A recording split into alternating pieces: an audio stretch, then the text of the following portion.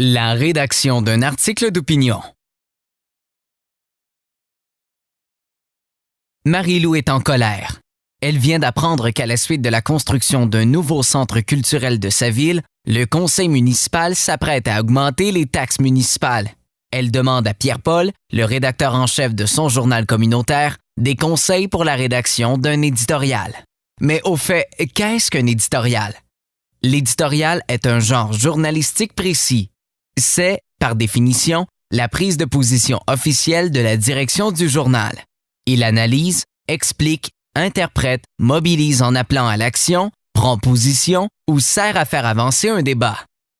L'éditorial demande, à lui seul, de développer un sens de la synthèse, un style intéressant, un sens de l'argumentation, des techniques de recherche, beaucoup d'éthique et de bon sens. Attention, l'éditorial ne doit pas être la préface ou la présentation d'un dossier thématique, ni servir à présenter le contenu d'une édition. Pierre-Paul met toutefois Marie-Lou en garde à propos du rôle de l'éditorial. Il faut savoir qu'une prise de position publique fait toujours des mécontents. Si un éditorial ne fait pas de vagues, c'est peut-être parce qu'il est trop timide et donc inutile. Mais quelle est la différence entre l'éditorial, l'opinion et le commentaire? L'opinion poursuit les mêmes objectifs que l'éditorial à la différence près que c'est l'opinion personnelle d'un journaliste plutôt que celle de l'éditeur. Quant au commentaire, il provient souvent d'une personne extérieure au journal qui y expose publiquement ses opinions, ses positions sur un sujet, sur une situation ou sur un problème donné. L'opinion et le commentaire permettent à un auteur d'exprimer sa vision d'un événement quelconque tel qu'il y a été vécu ou perçu par lui. C'est le point de vue personnel qui prime dans ces deux types de textes. La préparation. Maintenant, Marie-Lou doit bien se préparer. Une préparation en vue de la publication d'un texte d'opinion vise à vérifier la pertinence d'un sujet. Il est bon de rappeler quel est précisément le problème et de répondre aux questions suivantes. Qu'est-ce que l'opinion publique sait de cette histoire, de ce sujet? Qu'est-ce que l'opinion publique pense de cette histoire? Qu'est-ce que les autres médias ont déjà communiqué à ce sujet? Il est impossible de ne pas avoir un plan avant d'écrire. Bien que certains journalistes écrivent plus librement, il y a toujours un avantage à visualiser les parties d'un texte, quitte à les modifier en cours de rédaction.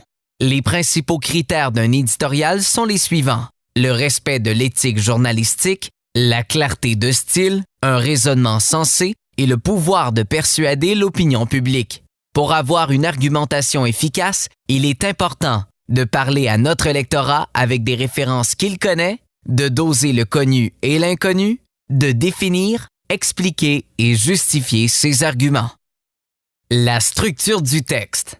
L'amorce de l'article d'opinion ne doit contenir que votre opinion et la solution à laquelle vous voulez arriver. Le paragraphe suivant, l'amorce, est un rappel des événements qui ont conduit à votre prise de position. Il ne faut pas omettre d'y rappeler les faits, sinon le lecteur qui n'est pas au courant du sujet abordé risque d'être dérouté. Dans les autres paragraphes, énoncez, par ordre d'importance, les arguments qui appuient votre prise de position. Le dernier paragraphe indique quelle serait la situation si l'opinion que vous venez d'émettre était appliquée. Le titre doit annoncer le contenu de l'article d'opinion. Il est bref et percutant. La signature. Doit-on signer ou non un éditorial? Il faut savoir que, dans la tradition anglo-saxonne, les éditoriaux n'étaient jamais signés, dans le but de rappeler qu'il était l'œuvre de l'éditeur. Dans la tradition francophone, ils sont signés. Si l'on colle le mot « éditorial » en haut d'un texte d'opinion, il devient la prise de position officielle du conseil d'administration de l'organisme éditant le journal. Pour une question de souplesse, le CA, qui a engagé ou recruté son personnel, doit lui faire confiance. Voyons maintenant ce que peut donner le début de l'éditorial de Marie-Lou. Notre municipalité compte 3500 contribuables. Notre ancien centre culturel tombait en ruine. La construction d'un nouveau complexe multidisciplinaire au coût d'1 million de dollars était nécessaire. Or, voilà que le conseil municipal s'apprête à voter une augmentation des taxes municipales. La population doit prendre position et s'opposer à cette augmentation. Puis, Marie-Lou doit rappeler les faits. Il y a à peine un mois, Lors de l'inauguration du nouveau complexe, le maire avait pourtant rassuré ses concitoyens. Il n'y aura aucune augmentation de taxes, car la municipalité flotte dans un surplus budgétaire, avait-il dit. Une fois les 2 premiers paragraphes rédigés, Marie-Lou doit, au cours des paragraphes suivants, développer son argumentation afin que la municipalité revienne sur sa décision.